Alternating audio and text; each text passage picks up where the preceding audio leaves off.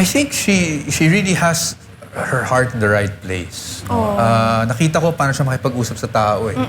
Yun yung importante, yung connection niya sa tao. And si VP, she has a way of just being unbothered by everything, no? Na minsan, I really admire her for that. Kasi I have to admit, minsan naisip ko, parang mas stress pa ako eh, kaysa sa kanya. She really has her way. I think nakukuha talaga niya yung strength niya sa tao dahil every time may makausap siyang tao, yung suporta, di ba? So, sabi ko nga sa inyo, it's really there's just some sort of connection na hindi ko ma-explain. Pero she's a listener and she can really approach kahit sino. Whether tycoon yan or, you know, ordinaryong Pilipino tulad natin, kaya niya kausapin. Oh, and I'm personally a witness to that. Same. Iba talaga. Sobra. Talagang tuloy lang siya sa trabaho, no, attorney? Hindi siya... Kasi ang parati niyang pananaw is binoto siya ng 32 million. Ngayon, kung titigil ka dahil lang maraming bumabati ko sa'yo, you did an injustice, no, to all these people who trusted you with their votes. So, ganyan naman ang talagang disposition ng ating Vice Presidente. That's why, kahit may ganito, kaya nga binuo niya yung legal team ng maaga para kahit may mga ganitong left and right na legal issues, sa kanya, maitutuloy niya yung trabaho niya as Vice Presidente.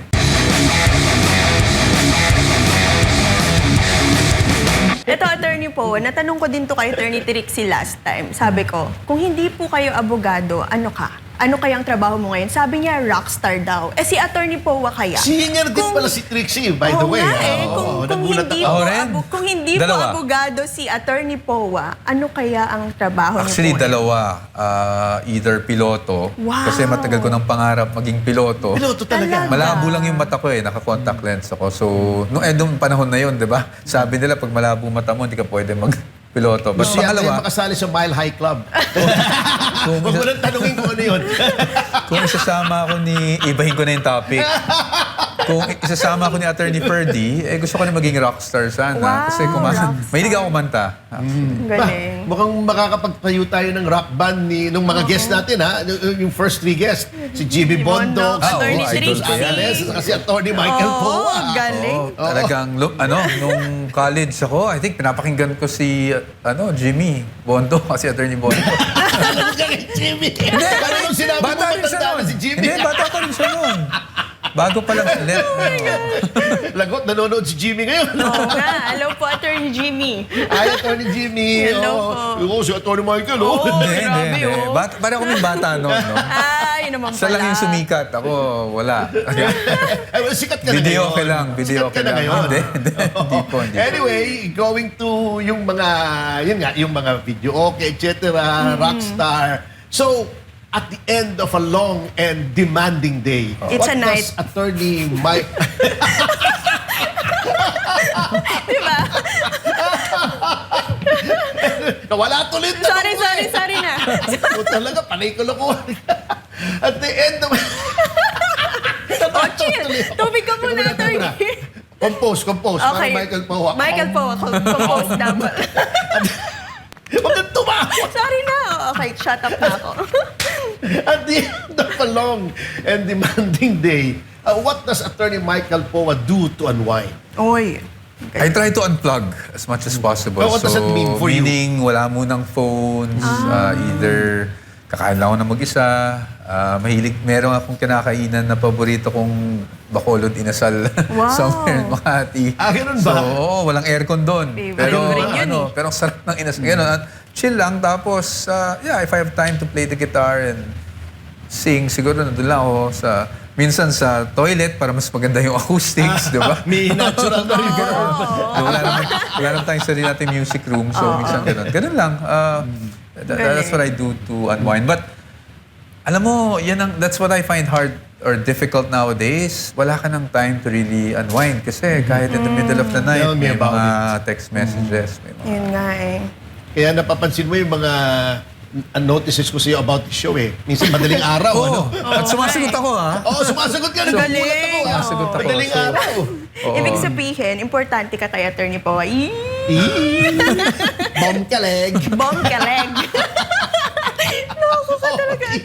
So sa lahat po ng Sa lahat po ng titulo nyo, attorney, hindi to lupa ha, titulo nyo bilang abogado, bilang opisyal at tagapagsalita, ano po ang pinakamahalaga sa inyo bilang tao? Well, if I had to choose between the three, siguro abogado na talaga dahil grabe yung hirap natin, no? Yun Para nga eh. maging abogado. And also, it's the fulfillment and satisfaction pag nakikita mong may effect, may resulta yung pagtulong mo sa kliyente. But more than that, I think it might sound cliche again, but being Filipino is important. Diba? Yan yung hindi talaga mawawala sa atin eh. That's why kung ano yung magagawa natin, small ways to contribute to our country.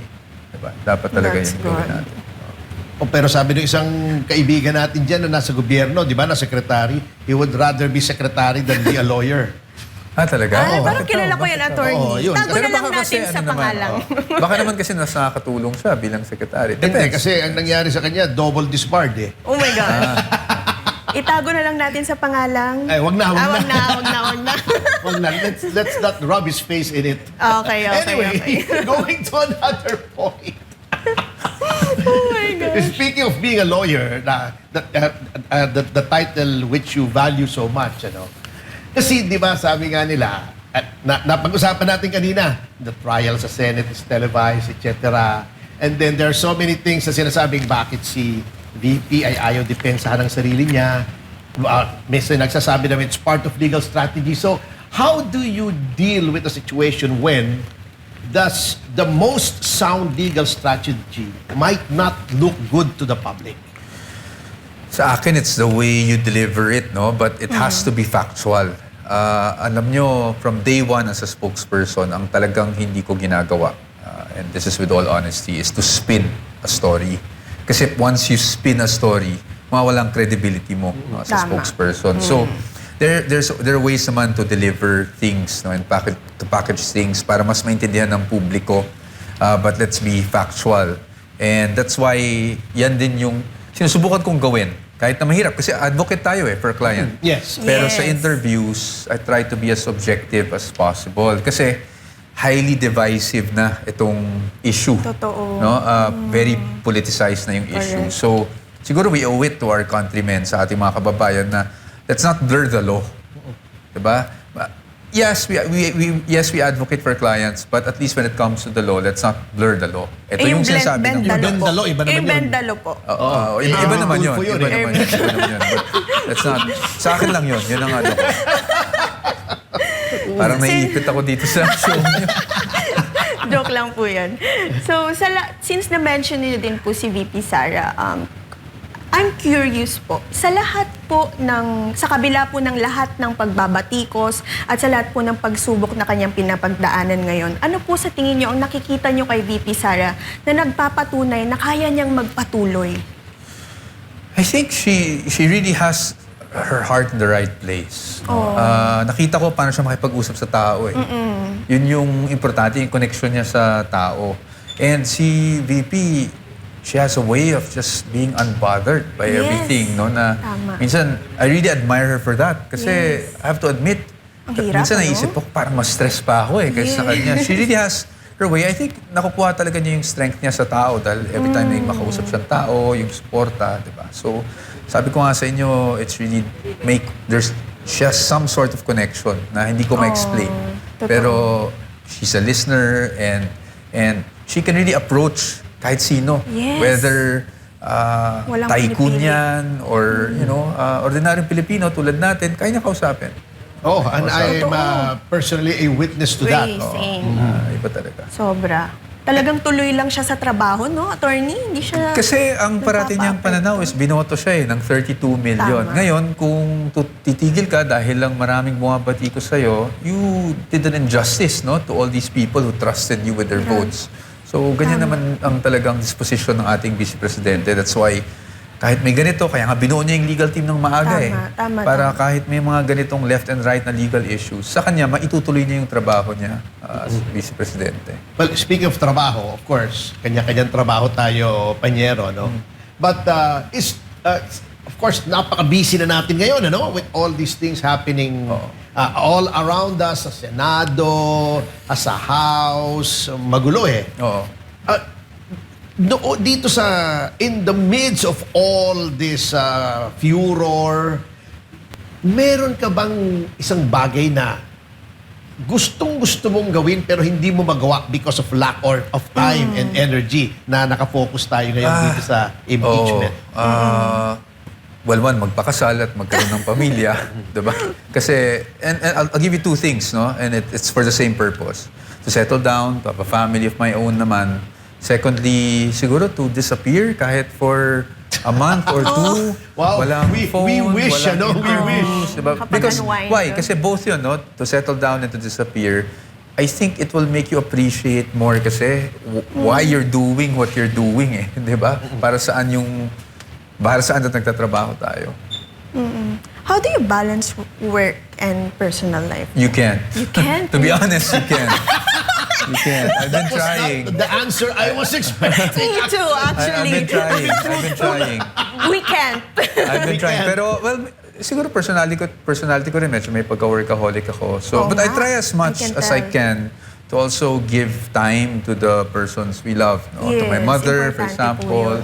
to my family, to the person I love. So, I try to give as much time as I can. Pero, syempre, iba pa rin yung sitwasyon. No? With everything happening. So, that's why masabi ko na it's quite hard to balance. Yes But we try para lang that's our sense of sanity, eh, 'di ba? Pag puro Totoo. trabaho, talagang you lose yourself. Nabanggit mo na rin yung family mo, ano? Anong style nila sa pagpapalakas sa'yo? Was it the traditional Chinese na, uy, kailangan mo Oo tumulong nga. sa family business, obligado ka, you have to learn the ropes at an early age, etc.? Ganun ba? I think maswerte ako, Attorney Ferdy, na hindi sila ganon. They allowed me to be who I am. No? Yung parents ko, hindi naman kami mayaman. No? So, yung nakapag-aral ako sa Xavier School, sa mga schools na pinanggalingan ko, talagang naghirap yung parents ko. So, hindi, halos hindi ko na sila nakita sa bahay. Kasi Lumaki may ako. impression yung mga tao, basta Chinese, mayaman eh. Diba? Oo, hindi yan totoo, no? Hindi yan totoo. And Totoo. ako, lumaki ako sa lolo ko at lola ko. I was very close to them. No? So, I would say yes, to a certain extent, talagang spoiled ako ng lolo ko. Kaya magandang experience din yung napunta ako ng Australia. Kasi doon sa Australia, natuto ako maging independent. Wow. Bakit? Kasi doon, unang-una, kung hindi ka magluluto, wala kang kakainin. Correct. Diba? Iba po sa ibang bansa, no? Wala ka namang O walang nanay na maid magluluto doon. sa'yo, or Wala. walang kasambahay na tutulong sa'yo. Pangalawa, nagtrabaho din ako doon para sa magkapera. No? So, Galing. nagtrabaho ako as a kitchen hand sa isang Marunong po kayo Mexican magluto? restaurant. Wow! Oo. Actually, kitchen hand, di ka nagluluto. Taga-chop ka lang ng mga ano, no? At taga-hugas ka ng plato, taga-linis ka ng refrigerator. Wala rin tacos, tinachap Oo, yung and cabbage then, doon eh, di ba? Nagbarista ako for a while. Tapos, ano pa ba yun? Ang dami kong ginawang trabaho. Nag-busk ako para lang... Talaga? Oh, para lang... Grabe. Busking is, di ba? Kakanta ka sa, Oh, yeah. Sige, sa sige. bars, sa ganyan, Kaya sa po pala labas. napaka-humble nyo. No, it's not. But natuto talaga ako sa Australia maging independent at na-appreciate mo yung trabaho ng bawat tao. Kasi sa Australia, whether CEO ka or waiter ka, you're appreciated for what you do. Yes. So yun yung na-instill sa akin. That's good, ano? You know, that's one part of you that I'm sure the public is hearing for the first time. Oo nga, ano? no? For Hindi sure. naman yan yung bagay na kinukwento mo eh. But yeah, it's, since you asked about family, so ganun din, nagkabalanse. Kasi my family here, my lolo here spoiled me to a certain extent while he was still alive. Opo. Siya pala inang talagang multilingual kasi pag Xavier, di ba, it's a given that you are more or less fluent in Chinese. Well, we studied it, pero ako, I cannot say, I think I'm far from being fluent sa Chinese. Or conversational siguro. I'm fluent sa Fukien. Fukien. Yun kasi yung dialect ng So, family ko. ang POA pala is from Hokkien. Yes. So, Fukien. Fujian province, di ba? Fluent ako dun sa, kasi yan pag-usap ng lolo ko dati, Fukien kami. Pero sa Xavier kasi Mandarin, no? At, unfortunately, and I regret this to this day, no? Hindi ko masyadong sineryoso kasi. Sayang. Kasi POA is not a common Chinese surname, di ba? Oo. POA. Akala ko noon, Cantonese, di ba? Like, di ba, I think mga 80% Hokkien ng mga Chinese Oo, dito, oo. pero merong smattering of yung Cantonese. Oo, May Taiwanese. oo, Kasi may mga Taiwanese. friends akong Chinese, Taiwanese eh. But Akala Puwa, I think, kasi ang narinig pa natin Puwa, yung PUA. But even Puwa is not that Some of common. them related to us. So I think baka nagkaroon lang ng typo doon sa civil register. Ganun ba yun? Na Oo. naging... pero yun, Puwa, basically. Some of them okay. are... Some of us are May related. mga family organizations Oo nga yan, di ba? Meron. Active ba kayo? Yung lolo ko and yung uncle ko, very active. I'm hoping to be active also one day after everything. But have you visited the hometown? No, wala pa. Wala pa. The last time... Wala pang pilgrimage The dun sa only time I origin. went to China, I was I think 9 years old with my mom. No? And so, matagal na. Oh, it's something I'd also like to do. Siguro after. Ayun, siguro, yung answer to one of our questions, ano? Yun nga Yung eh. gusto niyang magawa, di ba? To disappear. Yes. To disappear. Go to the, find Have your some roots. peace. Have some Oo. peace. Akala ko po nung una Vietnamese. Kasi pwa. Ay, Hindi. Hindi, yung restaurant yata yun eh. joke lang. Kayo naman eh. Yung restaurant yata. Pwa. Noodle. Pwa. Ay, favorite ko yun. Masarap yun, attorney. Aminin mo. Yung pho. Oo, Masarap. di, pero Pho. iba yung pwa sa sa Hanoi kaysa sa Ho Chi Minh, ha? How do I you found pronounce out. it ba? Yeah.